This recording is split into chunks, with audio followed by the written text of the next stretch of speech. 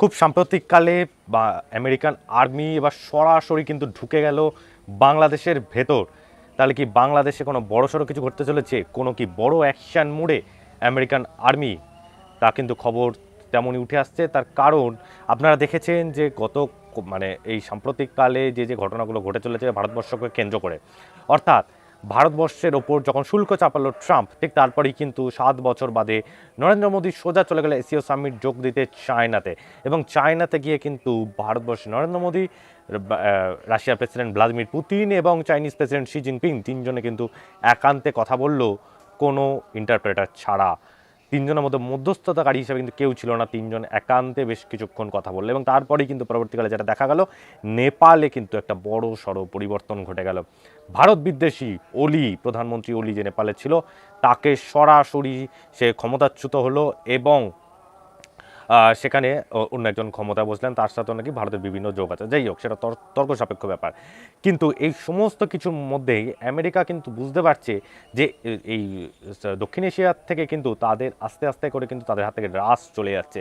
এবং চায়না আর ভারত যত কাছাকাছি আসবে, এর ফলে কিন্তু লস কিন্তু হতে চলেছে আমেরিকা। তার কারণ চায়নার সাথে রাশিয়ার সম্পর্ক ভালো, আবার রাশিয়ার সাথে নর্থ কোরিয়ার সম্পর্ক ভালো। অর্থাৎ এই বিশ্বের অন্যতম শক্তিধর রাষ্ট্রগুলো, রাশিয়া, নর্থ কোরিয়া, চীন, ভারতবর্ষ, এরম একসাথে হয়ে গেলে কিন্তু চাপে পড়ে যাবে কিন্তু আমেরিকা। তাই জন্য কি আমেরিকা আগাম কোনো সেনা মোতায়েন করে রাখলো বাংলাদেশের ভেতর? খবর কিন্তু তেমনই আন্দাজ করা যাচ্ছে। তার কারণ এখন আচমকা কেন হঠাৎ করে সেনা, যদিও বাংলাদেশের তরফ থেকে এক বিবৃতি উঠে আসছে। সেই বিবৃতিতে জানা যাচ্ছে যে তাদের বাংলাদেশের আন্তঃবাহিনী জনসংযোগ পরিদপ্তর 2 দিন ধরে দুটো সংবাদ বিজ্ঞপ্তি দিয়ে জানিয়েছে, চট্টগ্রামে বাংলাদেশ বিমান বাহিনী ও যুক্তরাষ্ট্রের প্যাসিফিক এয়ারফোর্সের অংশগ্রহণ 7 দিন ব্যাপী অপারেশন প্যাসিফিক অ্যাঞ্জেল 25-3 যৌথ মহড়া চলছে। অর্থাৎ সে কারণেই ইউএস বিমান বাহিনীর এই সদস্যরা চট্টগ্রামে অবস্থান করছে। আইপিএসপিআরও এও জানিয়েছেন, এমন মহড়া নতুন কোনো বিষয় নয়, এর আগেও বাংলাদেশের বাহিনীর সাথে যুক্তরাষ্ট্রের বাহিনীর এমন যৌথ মহড়া অনুষ্ঠিত হয়েছে। অন্যদিকে ঢাকায় যুক্তরাষ্ট্র দূতাবাসের ফেসবুক পেজেও এই যৌথ মহড়ার খবর পোস্ট করা হয়েছে। যৌথ মহড়ার সংবাদ বিজ্ঞপ্তিও দেওয়া হয়েছে গণমাধ্যমে।